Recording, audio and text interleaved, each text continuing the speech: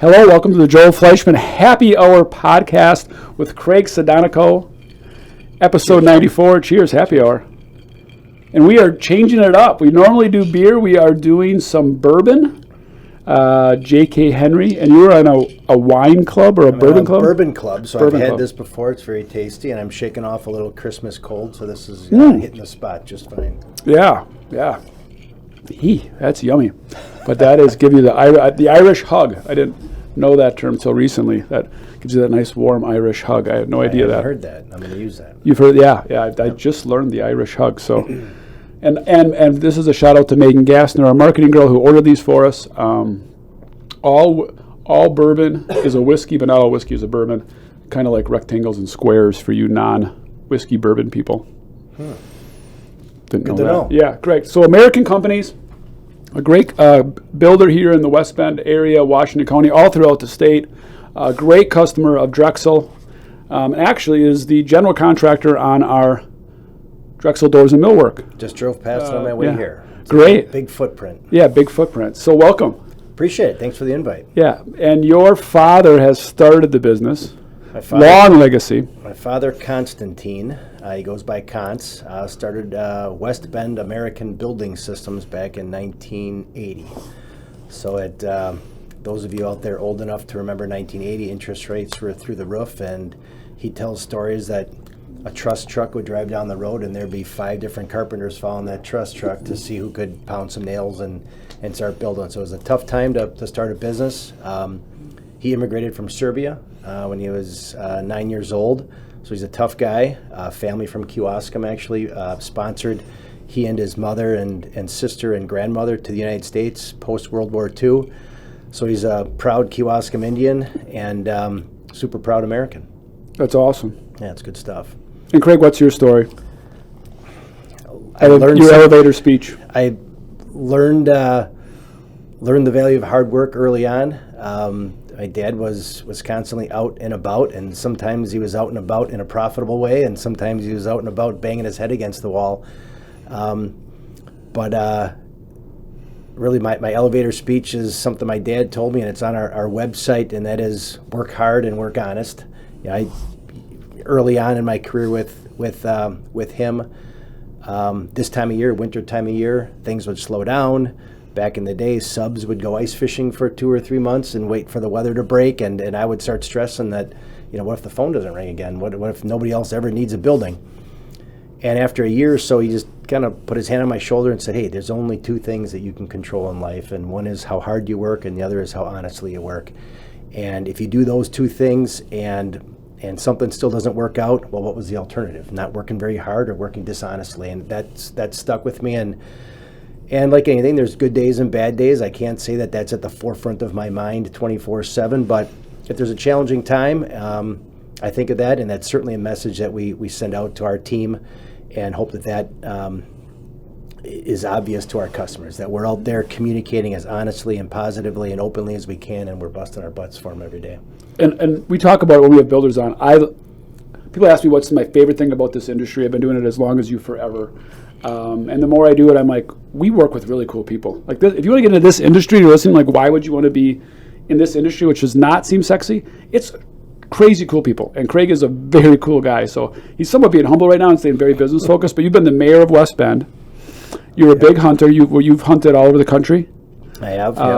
You seem like you're living about 7 lives every time I talk to you. I'm always jealous. Worked at Hershey. I mean, there's just all these different. Yeah. So he's like, work for my dad, hard work, be honest. And I'm like, all right, you got a lot more going on than that. I've only had 2 sips of whiskey. Give me a couple more minutes. Yeah. So what your passions outside work are currently? I know you're very coached your kids. I mean, you've 4 daughters, and I'm celebrating 30 years with my wife coming up in a little bit later in 2024. So I'm at the tail end of the coaching world. I've got my youngest is an 8th grader. My oldest is 24, married. She and her husband both work for us. So quite a bit of passion about up north. We just bought a cabin on the same lake that my parents have been on since the mid-'80s. Your family means important to us. It seems that way. That's really what it's all about. You got some roops. And what lake is that? Where are you at? East Horsehead Lake. So it's Hazelhurst. Yeah, sure. Somewhere, Big Saint is where I hang my hat on. And it our business, we're about 35 employees now, grown from 5 or 10 just a few years ago. Not quite to the 800 that you guys are at, but I bet you remember the day when you ran out of family and friends. Where you're sure. taking the chance of hiring the next group of people. And the whole culture and onboarding, I was laughing with Marcus earlier that it just told me recently that the first 4 letters of the word culture are cult, in a very positive way. And culture and how we act around our teammates is critical. And the message, we just have to keep repeating the message so it becomes ingrained, and that's just how we operate. If you do it right, you don't have to think about your culture. You just are who you are. I think your office mirrors most closely the Drexels than any other builder's office I've been into. Marcus, they have more, or everybody, they have more signage up than we do, which is almost impossible. But their signs are very inspiring. Like, I want to steal what they're doing because they have some really cool stuff, and then they have that Serbia background, and they have some quotes from his dad, who's seems like a very wise man. I don't know him. And then they have the American theme with it, so they can even take a little, we can do blue, they can do the American thing, so that's pretty cool stuff. When your dad was in our office, he mentioned that same thing about the signage, and I'm pretty sure it was in a positive light. He liked it. He was like, oh, you guys. But it's fun, and our gears, they're our core values. And you're an EOS company as well? Yes. Correct? Yep. Right. What does that mean? Drexel people, our tactical strategy, I didn't make that up. That's a real thing, and builders use it as well. So you guys do the that. Book traction, the entrepreneurial operating system, and everyone tweaks it a little bit, I think. Yeah, we've done quite a bit, I think. Yeah, we've actually just went away from strategy Yeah. meetings. We're just like, we don't need rocks. We're going to do these things in real time. So we may go back to that, but right now we're not doing that. Well, at least there's a common language, a common theme, a common pulse. But our gears, I resisted having the core values and a mission statement. It ends up becoming a dusty book sitting on a shelf. Sounds pretty familiar, huh, Marcus? So what we did is 6 or 7 years ago now or so, sent everybody home on a Friday, and really generous, right? On a Friday, why don't you guys go home for the weekend? And said, hey, as you're sitting around watching the Packer game or whatever, think about everybody in the company and jot down 2 or 3 or 4 positive words about that person. So that Monday, we got 80 or 90 words. Were you having a toxic environment at that point? I mean, something must have kind of been broken somewhat. It wasn't like swimming good and you're like, let's just do this. We recognized that we didn't have an onboarding process. It was hire somebody and get out to the job site and start managing construction, or hire somebody and you start doing math and accounting. And we felt like we were growing. We knew we had to get a spike in growth. Exactly. Yeah. And so we took those 80 or 90 words. Our leadership team narrowed them down to maybe 20, sent them back out to everybody else and said, okay, pick your favorite 2 or 3 that really mean something to you. And it ended up with genuine, entrepreneurial, accountable, rigorous, and spirited. It just so happened to spell the word gears, and now we talk about how we've got our monthly mesh, so the gears are meshing together well. That's pretty good, It's pretty good. It's pretty cool that it's something that most of the people now at the company have a piece of ownership in that. New people are still wondering what it is, and they don't get to pick a new word because the gears are still our core values. But with a lot of this, I must have read, I don't want to exaggerate, 20 different business books, and Traction and EOS was the first one that clicked. And you set these lofty goals, and you start navigating toward those. And I said it to our company at our holiday party, our Christmas party a couple weeks ago. Every once in a while, you just have to hit pause and turn around and look back and recognize you've come a long way. And these goals that we were laughing about 5 years ago, just throwing numbers on the board, we've accomplished and in many cases exceeded. So don't be surprised if this next crazy number or crazy goal we put on the board is met as well. That's pretty cool. Now, you have different divisions as well. So what divisions do you all have? So even though you only have 35 people, you have a lot of divisions. So we've got a architectural team. So we're registered architects. So we do about, I like to say, 80% of what we design, we build, and about 80% of what we build, we design. We've got the construction management team, so that's project managers, superintendents, a handful of carpenters are out pounding nails. We've got a commercial real estate sister company, I'll call that, which is Acre, American Commercial Real Estate. So that's a commercial broker. Also using you guys for our selling our property at the Blue Door District here. So my wife and daughter run a property management real estate company, so many of the commercial industrial buildings that we build or help develop They continue to manage those tenants going forward. And then almost 3 years ago, we started a commercial glass division, so automatic storefront entrances, storefront glass. Was that because you saw a need in the marketplace where nobody else was doing it very well, and it's like, we can do this ourselves? Yes, it was because our ace in the whole company that we used for years and years and years was sold and then dissolved a year or so later. We went to their key employee and said, hey, you've been doing this for 30 years. You want to start a company? And he said, sure. And was that Slesser? It was Slesser Glass. Yeah. So Yeah. we had a long, long relationship with Paul Slesser and his right-hand man, Mark Slosher, another great Washington Shout out to County Mark. guy. That's Mark Slosher, Sam's Sam. dad. Okay. Yeah. Yep. Shout out to Mark. So very similar to having a cocktail here. Hi, Mark. We've met a few times. Not Mark. Sam. We've met a few times. Yeah, we talked for probably 10 minutes, and he said we should probably go get a beer, and we did that night and started a company the next day. So it's been pretty fun. So pretty fast. Yeah, right? Yeah. You've got to. If you're not, somebody else will. And I like to think, I like the term educated risk, as long as it's educated. Sometimes you get on the periphery and risk becomes a little uneducated and it gets a little scary. But that was one, we knew Mark, we knew the high quality guy that he is, and knew that would be a success. And you're your own customer. Well, A lot of it. And that's like us doing our own manufacturing. There's a little less risk when you have some guaranteed sales. You're not Right. hoping people come in. exactly. Yeah. Not that it's no risk, but Relates so a little bit back to some of my Hershey days. So out of college, I sold candy for Hershey Chocolate, and people would, I was 22 when I was hired there or so. this is out of Hershey, Pennsylvania. I was out in Hershey for about a month, and I had a sales Like territory. like an onboarding thing? Exactly. I had a sales territory in rural Iowa, which was awesome for me because it was still a bunch of independent stores. So the owner of the ShopRite was cutting the meat. He was running to the register. That was his small business versus So independent calling on a bunch grocery of stores. chains. Exactly. Okay. And my college friends, some were still in college, some had their first jobs. You're like, well, that must be super easy selling Hershey bars, Yeah, and everybody Reese's needs peanut it. butter Yeah, cups, right, and right, Twizzlers. yeah, And I'm like, yeah. yeah, it is pretty easy. But the trick is selling 10% more to the same guy next year. And that's another thing people ask me is, how does selling candy relate to selling buildings? And it really comes down to it. It's all the cliches, just treating the customer right and listening, offering the service so that next year they're probably not going to sell more candy bars in the entire community. So that means I'm probably stealing from Snickers and I'm stealing from Nestle's. So I've got to service that customer well enough that they're going to want to buy 10% more from me year after year after year. And that's related very well into the construction world. Just listening to buying signals. As we grow, you can grow a number of different ways, as Drexel certainly knows, and that is either selling more of your core product or developing new products or selling more of what your actual customer needs that you didn't in the past, and that's wall panels and doors and everything else. I've always said it's much easier. Our goal is to sell more to less customers, if you will, not less to more customers.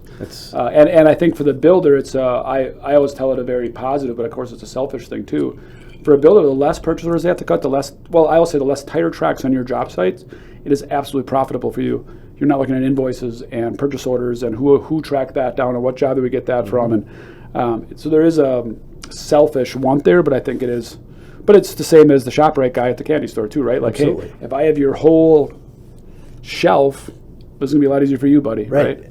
So there's a lot of it. All business is business. Business is a game. Life is a game. It's really fun. I want to go back to your.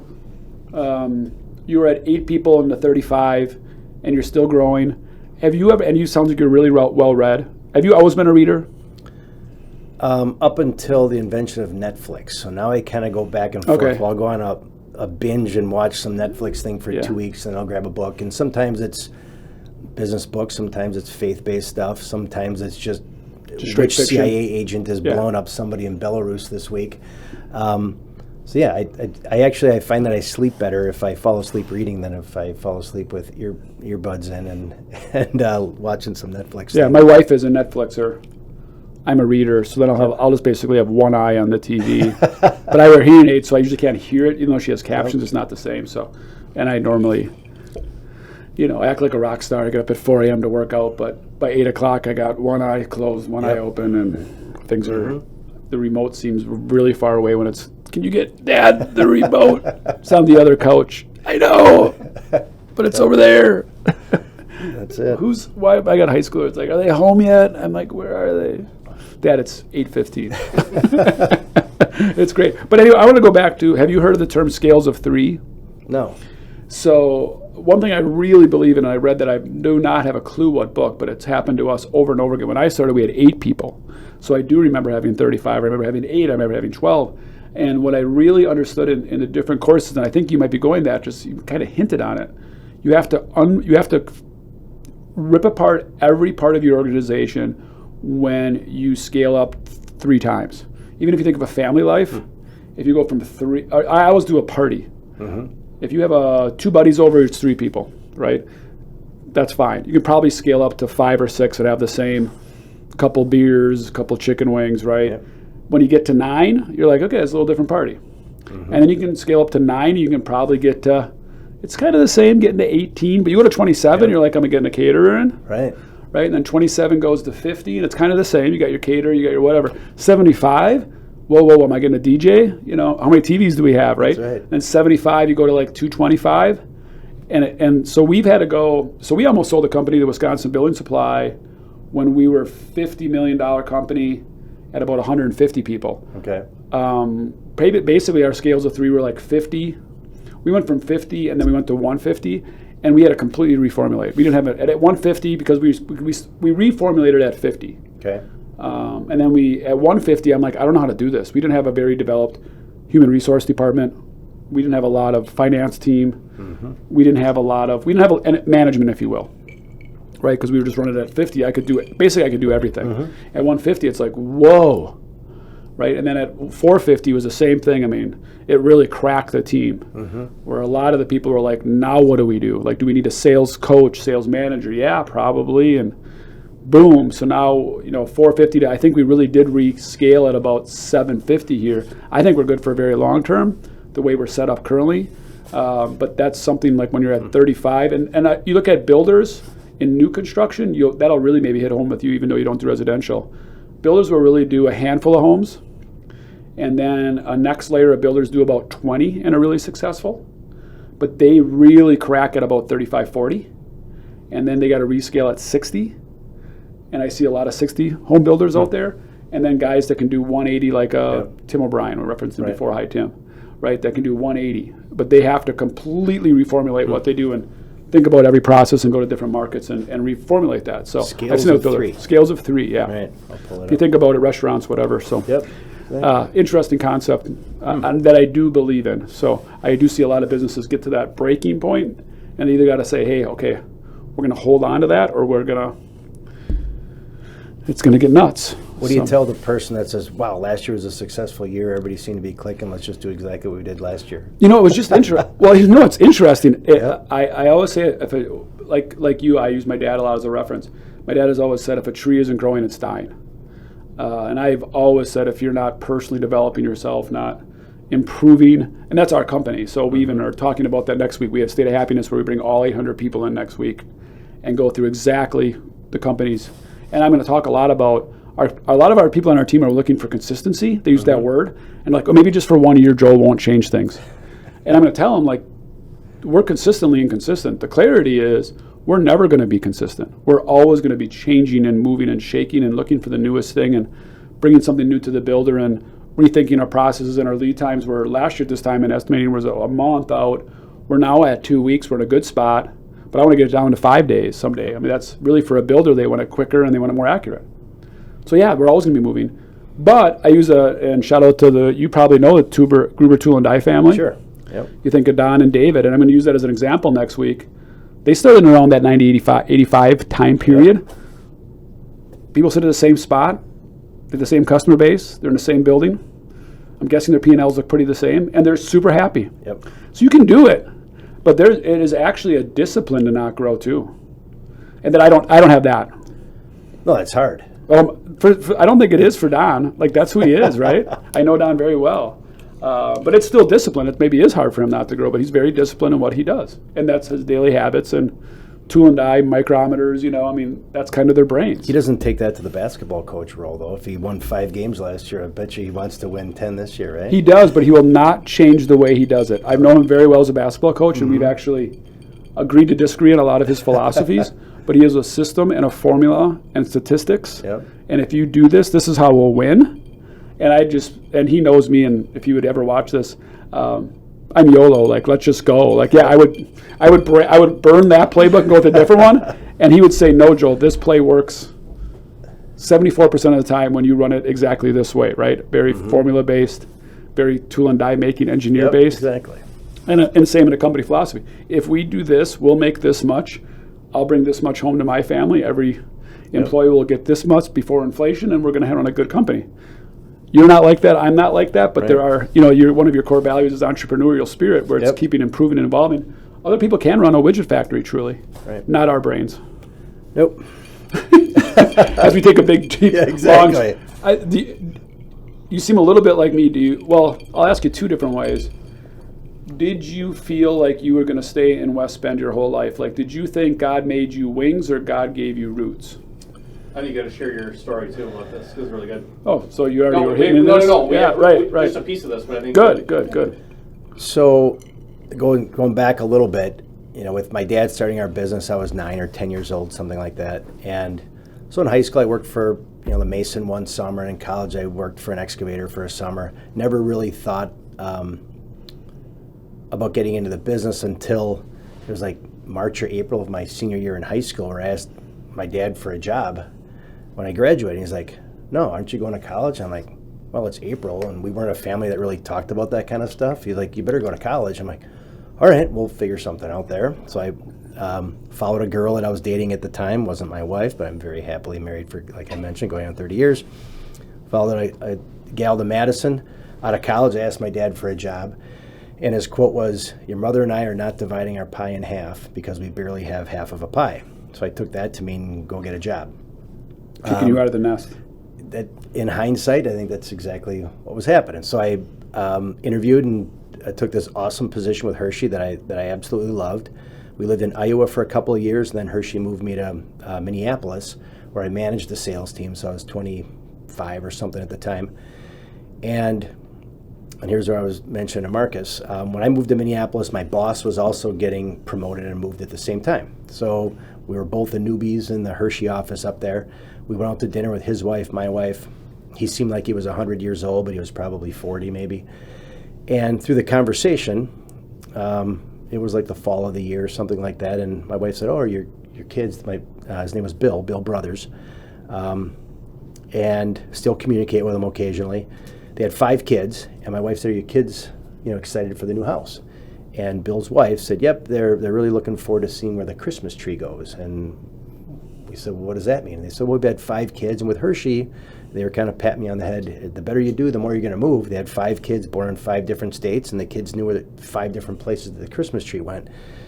And on the way home that night, again, we were young, we didn't have any kids at that point. I said, boy, I always knew where the Christmas tree went. And my wife said, the Christmas tree went in the same spot in the same house all the time. And we decided then that we wanted our kids to know where the Christmas tree went.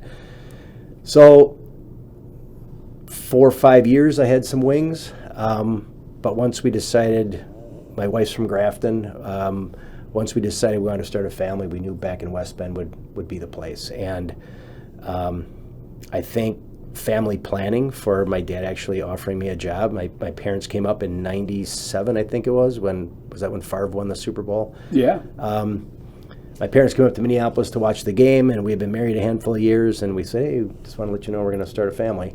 Apparently that's something now you tell your parents. Back in the day, you just had kids, but that week... You can do a gender reveal.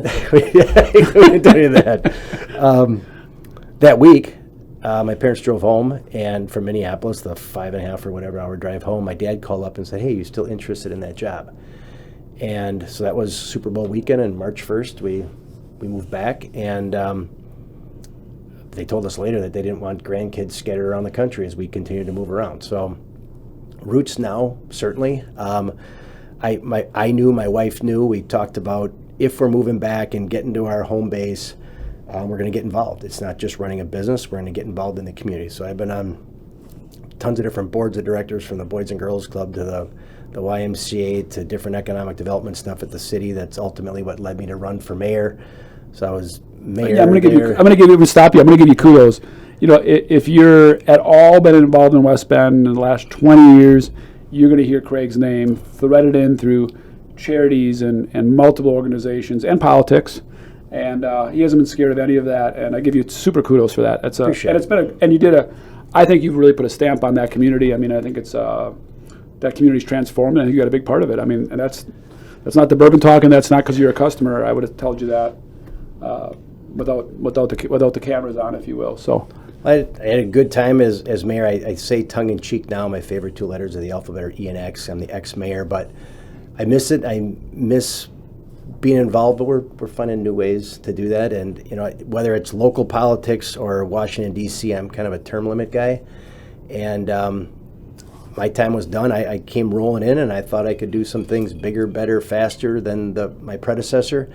And at the end of the day, it's you got to be proud enough and humble enough to step aside and let someone come in and critique you afterwards. So we miss it, but we'll definitely stay involved. I have a real personal question, something that you and I seem like similar souls in some ways. One of my biggest weaknesses or maybe my biggest weakness, or strangely enough, is my soul. I think most people that know me would probably have figured that without even saying it or even verbalizing it. My soul's never at rest. I pray for peace a lot. I am never at peace. I'm on edge. Multiple times a week, my heart just beats fast for like no reason. It could be Sunday at 2 o'clock. It could be Monday at 9 a.m. And my heart will just start again, it's like fight or flight almost. Not exactly like that, but it's like I gotta do something. Like I gotta make a difference. Like I don't want to be an average dude. And it just drives me. And I've been that way. I wanted to be a professional basketball player since I was. Still do. Like I shouldn't say I used to, because I still do. Like that doesn't die. Your dreams don't die, right? Since I was like, I had to figure it out. Like I was like 12, I remember, and I'm like, screw it, I'm going to do it. My cousins were taller, 6'5", 6'6", and some of my uncles were fairly tall. None of us were athletic, which I should have been. Look at a lot of the NFL people. Like their mom's LSU track star, their dad was like D2. Grandpa played like in for the Apache Indians or something. I'm like, yeah, none of that. We have none of that in our family, but I didn't know that. And I'm like, I'm just going to outwork and outwork hustle. I'm going to be in the NBA. Like, I'm going to make a name for myself. Like, I'm not going to be a guy from Kewaskum. Still live in Kewaskum. And to some degree, I haven't really gotten out of that mode. And it doesn't about chasing success for me. I just am not at peace. I don't know what God wants for me. I don't know where it's going. And it drives me, but not always in the healthiest way, because I don't rest in that way. Like, I need to be productive right now. I don't watch Netflix because I need to be doing something, not to stay busy, not to prove a point, not to show off to the neighbors, but like it drives me.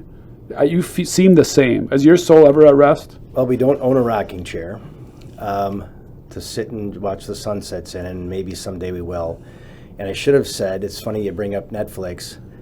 If I'm laying on my stomach, I can prop the little tablet up, watch Netflix, and have my phone, so I can be watching Netflix and doing stuff or whatever, checking Twitter or whatever, yeah. Exactly. So I'd say it's probably pretty similar. I mentioned, I don't know if I mentioned on the podcast or to you, Marcus, did I mention our place up north? I think I did. And I know it's going to drive my kids nuts eventually, but getting up there and really don't sit and relax. I call myself a carpenter as long as I'm using barn boards, because the weirder and more out of place it looks, the cooler the barn boards look. Yeah, if it has to be, one of your. If the nail's kind of rusty, it's better. It's pretty cool. If it's bent, it's supposed to be. It's the current trend. It's the current trend, right? Like that may not always be a thing, but yeah, right now I could be a better carpenter. Last a while, because that's the end of my skills. Yeah. But there's always some putts, and so our family rule Putzing, now is. My wife, my kids use the word putts too. Serbia and Germany are pretty close to each other. Yes. Yeah. The rule that I offered out to the family is, okay, 8 o'clock to noon is kind of do some chores for Dad up there kind of time. And after that, it's fishing or sitting into the pier, whatever you want to do. Just give me 4 hours on a Saturday, 4 hours on a Sunday before we all peel. So we do a week long. This has been a rule in our family for 30 years. I'm 50, at least 30, 40 years. A hard stop at 3 o'clock. Yep. My dad will give her hell, and he's made the grandkids work since they were 5, like to the point they're in tears. Yep. I don't know if it's 3, but he'll say the time. And maybe we always have a hard stop, and I don't think it's noon. It's past noon, but it's not much past noon. And then we can screw around. But until then, my dad will not rest. And that can deer hunting this year. It was 9:30 on Sunday, gun hunting, and there were 2 bird feeders up. And all of a sudden, he just texted us, "I'm taking the bird feeders down." The 4-wheeler or the UTVs out. Yep. He's got the screw gun out. I'm like, you're up here like all the time, Dad, but that had to happen right then. So yeah, very That's similar. probably where you get some of that from, though, right? Like that's what you've known from your dad, right? And I'm sure probably the same way. Yeah, I mean, my dad, I think, just grew up on a family farm, and they just didn't nap. They just didn't have that nap mode. That's my dad. I don't know. I don't think I learned that restlessness. And again, that restlessness for me is not putzing or to be active. It's deeper than that. It's deep. And again, I think it leads to putzing, but it's more of the deepest, like, what should I be doing? What can I put my stamp on life? I didn't think I'd even live to be 50. I always feel like I'm running out of time. Like, I got to do shit right now. And I'm, like, dead serious. Like, if you get drunk with me, sometimes I'll be like, we got to make a memory right now. And they'll be like, Fleischman, you got to fucking settle down. I'm like, no, shots right now. Like, this could be our last time together. In fact, I'm a salesman, so it's always part of the sales process. But I'm going to the Packer-Bears game with 4 of my grade school buddies on Sunday afternoon, which is when you get to that age, that's a big deal. That is a big And deal. the way I convinced my buddy to do it, I said, okay, we're 50. How many good years do we got left, and how often do we hang out? And he's like, well, maybe every other month. I'm like, fine, that's 6 times a year. Mm-hmm. So how many good years we got left? He said, well, maybe 15. Really good years, right? I mean, that doesn't mean my dad's 72. I think he's still having good years. You would probably heavily say, no, you have still got good years left. But let's say 15. That's 30 times, if we're lucky. Yep. So I said, I think we should use one of these up and make it 29 and go to the Packer game. It got him. It suckered him. So again, is that salesmanship? Is that my life? But that's how I've always treated my life. And you seem the same way. I guess, how do you deal with that? Burden or, I think to some people that's a burden, and it is. It's a burden, but it's also a blessing, right? So I'm working on harnessing that for good. So the kiss of death growing up, and I know I've done it with my kids, the kiss of death was when my dad said, hey, I just need your help for half an hour. And half an hour turned into 9 o'clock at night, 9:30 moving bird feeders. And nobody fished. Nobody had a good time. And I just want to be done with up north. And no one's really having fun up north. Right. What was I going to say? How do you control it? How do you control that passion you have, or how do you deal with it? I don't know if I can answer that, but a similar story is I'll go up snowmobiling with buddies, and we'll roll in and get some lunch or something like that, and I'll instantly be looking around and thinking, okay, what's the next place we're going to go to? What's the next place we're going to stop? And what's the one after that? And what's the 2 after that? You have a hard time being present. That's absolutely right. And one of my good friends, Mike Nowak, shout out to Mike, a great Baird advisor down in West Bend, looked at me one day with the rest of the guys and said, Kraig, he said, you want to hurry up and get out of the next place before we've even hurried up and got out of this place. So I think that's what you're talking about, and I hope it's a good thing. I hope that's how you grow from 4 people to 800 people. Yeah, again, to me it's a burden and a curse, right? And I always say that I've been saying that since I was 21. Never leave fun to have fun. You're bar hopping at that snowmobile place, and you're having a riot, right? You're having a good time. We got to get going, and you go to the next place, and it's never as good as the place you were. Never ever leave fun to have fun, right? Like, we got to get going. That band starts at 10:30. We're at a dive bar at 8:30, but it's fun in the dive bar. Same thing as when you get together with your buddies and you talk leading up to it, how fun it's going to be. It's never what you talk it up to be. You know what I mean? Right. It's never eclipses what you actually talk about. Right. Worst thing, I think, getting older, and we're totally off subject, which is totally fine. I don't even know what the subject is, but I think one of the worst things that I really hate, and I don't like at all about me getting older, and I guess 50 is old or not old, but that you get together with friends and all you talk about is the past or your kids. I struggle going to those kind of events, and it's so, I'm sure you would agree, it's so common. Women especially, I'm like, how are you? And you can't even get them going down that path. I'll ask them how they are. Connor's in baseball, Tina's in dancing, and Jimmy's in taekwondo. How are you? Yeah. And they're almost stunned. And the same as, I hate going out with high school buddies, and can we make a memory like right now? Like we're not dead. You go out for dinner for 4 hours and it was just high school talk, and I'm like, Jesus. I've got 4 buddies. In the last 5 years, we've done just a quick 2-day golf thing up at Elkhart Lake, and each year we've done, all right, everybody's got 10 minutes. Tell us about your family. Tell us about your wife. Tell us about your kids. And we're here if something's going sideways, but if everything's good, let's get on to making our own memories this time around. And I don't know, without getting philosophical, I'll relate what you were saying about wanting to leave your mark and wanting to do something bigger and better.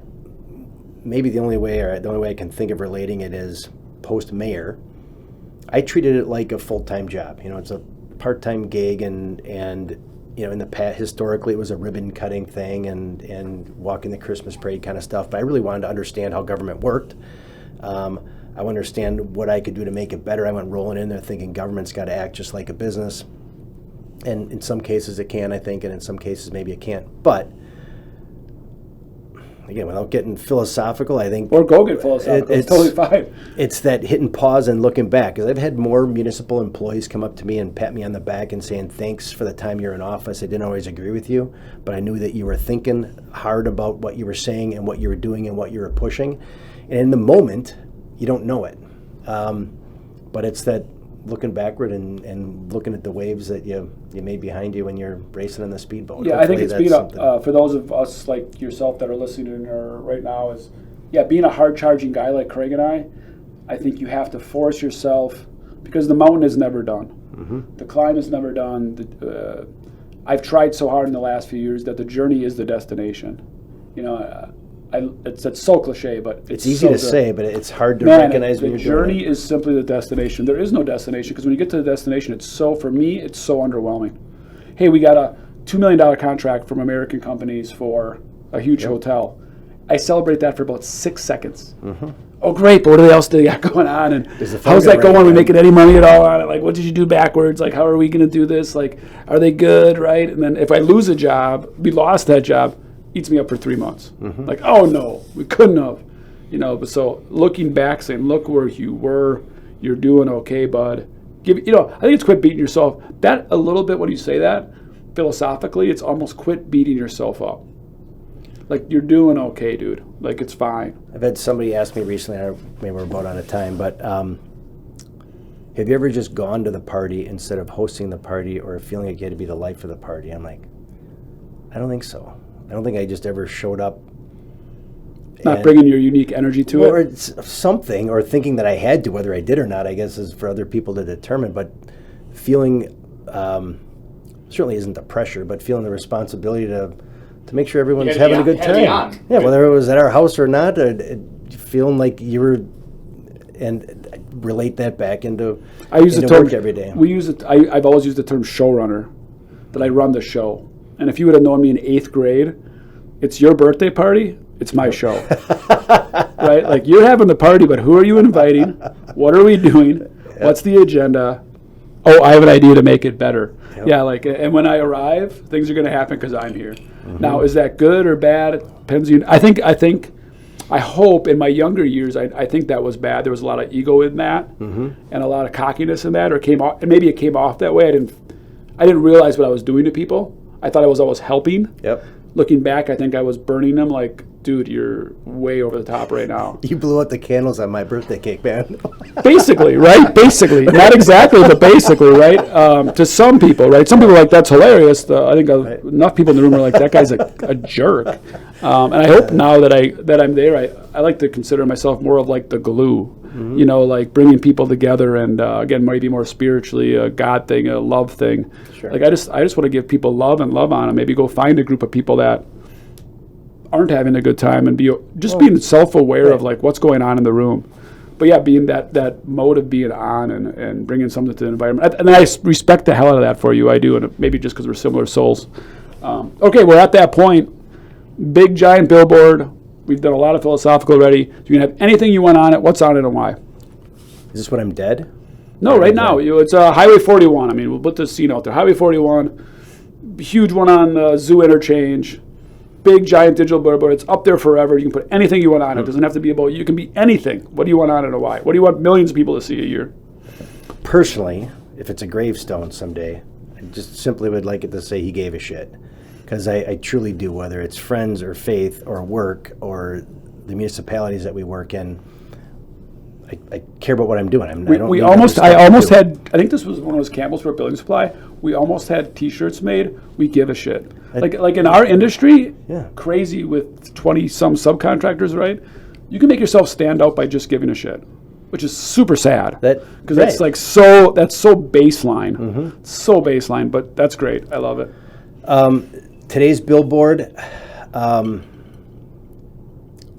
if it was broken down into quadrants, it would certainly be my family, my faith, it would be our business, and there'd be a picture of my hometown, West Bend, I think, and where it was and where it is and where we think it's going, because I think it could be a great catalyst for the county in southeast Wisconsin, and that's it for me. Faith, family, our business. And it's town, country. Yeah. Faith, family, country, right? I mean, and again, I told you, this guy's got deep roots in his town. If it's my billboard, sorry, Kewaskum, I'm not. You don't make a quadrant. Kewaskum counts. They can have a corner because it's. I'm just saying for me. I born and raised in Kewaskum. If it's my quadrant, sorry guys, you don't get any love at all. Thanks for coming on, buddy. Appreciate it. I sure Thanks appreciate for what you guys it. do for us. Yeah, Thanks cheers. again. Episode 94. Peace, love, out.